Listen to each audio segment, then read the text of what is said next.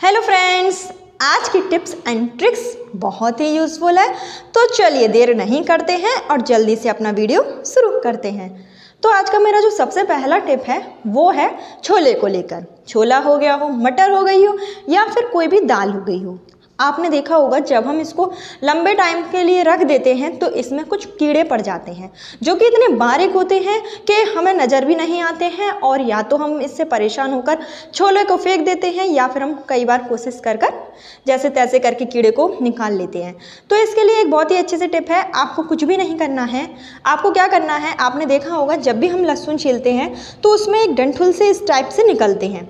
बस हमें वही ले लेना है और छोले के अंदर इस तरीके से फिट कर देना है। अच्छे से उसकी कवरिंग कर देनी है। इससे क्या होगा, हमारा जो छोला है या मटर है बहुत ही लंबे टाइम तक चल जाएगा। इसमें बिल्कुल भी कीड़े नहीं पड़ेंगे। और इससे रिलेटेड मैंने एक और वीडियो में शेयर किया था सिल्वर फॉइल को लेकर। तो सिल्वर फॉइल अगर आपके पास ना हो तो ये ट्रिक भी बहुत ही यूज़फुल है। और मेरी जो नेक्स्ट टिप है वो भी बहुत यूज़फुल है। आपने देखा होगा जब भी हम घर में प्याज और आलू को एक साथ रख देते हैं, मोस्टली सब लोग ऐसा ही करते हैं। लेकिन अगर हम आलू को एक हफ्ते तक रखते हैं तो उसके बाद हम देखते हैं कि जो आलू होते हैं ना वो बहुत जल्दी ख़राब होना शुरू हो जाते हैं। ऐसा इसलिए होता है कि जो प्याज होती है इसमें एक ऐसी स्मेल आती है जो कि हमारी और सब्जी को ख़राब कर देती है। तो प्याज के साथ में आप ना ही आलू रखिए, ना ही टमाटर रखिए, ना ही कोई और सब्जी रखिए। तो अगर हम एक ही डलिया में इसको रखें तो हम कैसे रखेंगे, क्योंकि ज़रूरी तो नहीं है ना कि सबके घर में अलग अलग बास्केट हो जिसमें वो अलग अलग सब्जियों को रख सकें। तो इसके लिए एक बहुत ही अच्छी सी जुगाड़ू टिप है। आपको कुछ भी नहीं करना है, आपकी एक ही बास्केट में प्याज और आलू दोनों ही आ जाएंगे। तो उसके लिए हमें ले लेना है एक कार्डबोर्ड, कोई भी कार्डबोर्ड जो आपके घर में रखा हो। अगर आपके पास कार्डबोर्ड ना हो तो आप कोई भी मिठाई का डिब्बा ले सकते हैं। और एक ही डलिया में आप क्या कीजिए, बीच में से इसके साइज का आप कट कर लीजिए और ऐसे इसको फिट कर दीजिए। इससे ना ही आलू प्याज में मिलेगा और ना ही प्याज आलू में मिलेगी। तो इस तरीके से हम अपनी बहुत सारी सब्जियों बचा सकते हैं, सब्जियाँ खराब नहीं होंगी और हमारा टाइम भी वेस्ट नहीं होगा। तो आज की मेरी जो दूसरी टिप है वो भी सब्जी को लेकर है, वो है गोभी को लेकर। तो अक्सर क्या होता है, जब भी हम गोभी की सब्जी बनाते हैं तो हम केवल गोभी का जो ऊपर का फूल है वो ले लेते हैं और जो नीचे के इसके जो ग्रीन ग्रीन से डंठल रहते हैं ना, इसको हम हटा देते हैं। तो इसको हटाइए नहीं, इसको भी हमें करना क्या है, या तो आप इसकी अलग से सब्जी बना लीजिए। अगर आप इसके अलग सब्जी नहीं बनाना चाहते हैं तो हमें गोभी में ही इसको काट कर मिला लेना है। ऐसा करने से क्या होगा, अगर हमारी एक गोभी यूज़ हो रही थी तो उसकी जगह हमारी आधी ही गोभी में अच्छे से काम हो जाएगा। और गोभी के पीछे का ये जो भाग होता है ना, उसमें बहुत सारा विटामिन्स होता है, तो हमें उसको खासकर बिल्कुल भी नहीं फेंकना है। छोटे छोटे टुकड़े में जब हम काट लेंगे ना तो ये गोभी के साथ बहुत ही अच्छे तरीके से मिक्स हो जाता है।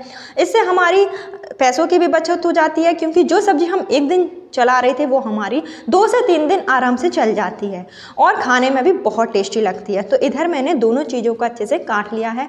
और काटते समय हमें थोड़ा सा ध्यान रखना है कि ये जो ग्रीन वाला होता है ना, इसके हम जब भी काटें तो इसके साइड में कुछ अजीब सा छिलका सा होता है, उसको ज़रूर हटा लेना है, नहीं तो हमारी सब्जी में ये बीच बीच में आएगा।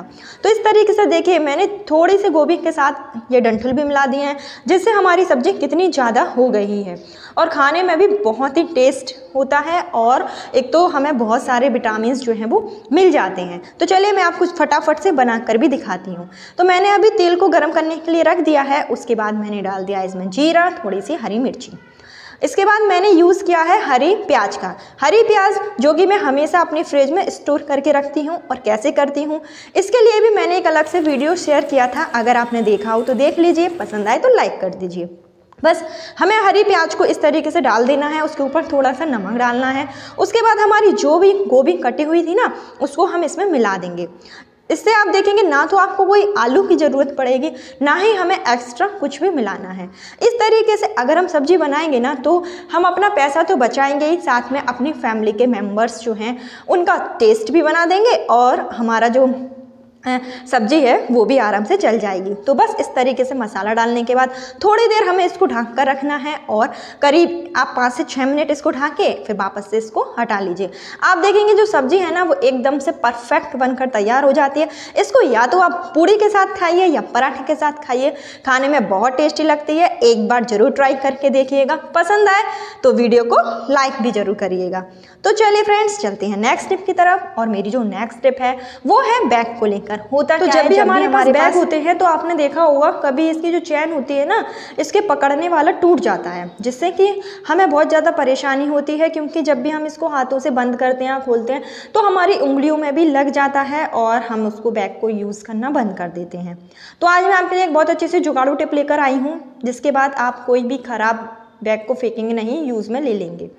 तो चलिए हमें उसके लिए करना क्या है, मैं 2 तरीका आपको इधर बताऊंगी। अगर दोनों में से आपको जो भी पसंद आए आप उसको फॉलो कर सकते हैं। तो इधर अभी मैं ले लेती हूँ छोटी सी पिन। आप छोटी बड़ी कोई भी पिन ले सकते हैं जो भी आपके पास हो, और बस उसको आप इस तरीके से इसमें डाल दीजिए। आपका जो काम है वो बहुत ही अच्छे तरीके से हो जाएगा। इसके हेल्प से हम आसानी से बैग को खोल भी सकेंगे और बंद भी कर सकेंगे, हमारी हाथों में भी नहीं लगेगी। तो ये टिप बहुत ही अच्छी है। और आपके पास अगर इस टाइप के बैग की जो चैन खराब हो गई हो तो आप इसी तरीके से इसको यूज़ में ला सकते हैं। तो चलिए फ्रेंड्स एक दूसरा तरीका भी मैं आप लोगों को बता देती हूँ, जो भी आपको शायद पसंद आए, क्योंकि मुझे ये पिन वाला ज़्यादा अच्छा लगता है और आपको शायद दूसरा पसंद आए। तो उसके लिए हमें करना क्या है, तो उसके लिए मैं एक छोटी सी चूड़ी ले लेती हूँ। आपके पास कोई भी बच्चे की चूड़ी रखी हो ना, आप उसको ले लीजिए। चूड़ी आपकी मेटल की ही होनी चाहिए और बस उसको आप इसमें फंसा लीजिए। तो ये भी बहुत अच्छा तरीका होता है बेकार चैन को यूज़ में लाने का। इससे थोड़ा सा जो लुक है ना वो अच्छा लगता है, और दूसरा फ़ायदा इसमें ये होता है कि हम बैग को कहीं हैंग भी कर सकते हैं। तो दोनों ही टिप्स अच्छी हैं। आई होप आपको पसंद आई हो। तो चलिए फ्रेंड्स चलते हैं नेक्स्ट टिप की तरफ। तो मेरी जो नेक्स्ट टिप है वो बहुत ही यूज़फुल है। होता क्या है, जब भी हम कोई कलरफुल कपड़े होते हैं, आपने देखा होगा जब हम इसको धोने के बाद धूप में डाल देते हैं तो इसमें ना कुछ रुएं से आ जाते हैं, या तो इसका जो कलर है वो फेड हो जाता है। खास करके जब हम रेड कलर या ब्लू कलर को धूप में डाल देते हैं तो ये बहुत ही अजीब से हो जाते हैं। 1 से 2 बार पहनने के बाद ही ये पुराने से लगने लगते हैं। तो इसके लिए एक छोटी सी टिप है, आप जब भी कपड़ों को धूप में डालिए तो आप इसको उल्टा करके डालिए। अगर आप उल्टा करके डालेंगे तो आपका जो कलर है ना इसका वो नहीं जाएगा, और इसमें जो रुएं वगैरह आ जाते हैं जिससे हमारा स्वेटर पुराना सा लगने लगता है, या फिर कोई भी टी शर्ट हो गई जो कि फेड हो जाती है। तो इस टिप्स को अगर आप फॉलो करेंगे तो आपके जो कपड़े हैं काफ़ी लंबे टाइम तक चल जाएंगे। और दूसरी बात, अगर हम कपड़ों को पलट कर डालते हैं, मीन्स उल्टा करके डालते हैं, तो हमारे कपड़े बाई चांस अगर नीचे गिर भी जाते हैं तो वो गंदे नहीं होंगे। बहुत ही अच्छी टिप है, इस टिप को ज़रूर ट्राई करके देखिएगा। और मेरी जो नेक्स्ट टिप है वो है घी को लेकर। आपने देखा होगा जब भी हम मार्केट से असली घी खरीद कर लाते हैं तो हमें उसकी पहचान नहीं होती है कि घी असली है कि नकली है, क्योंकि जब हमारे पुराने टाइम्स पर जो दादी नानी हुआ करती थी उनको तो इतना तजुर्बा होता था कि वो घी को देखकर ही पहचान जाती थी कि कौन सा घी असली है कौन सा नकली है।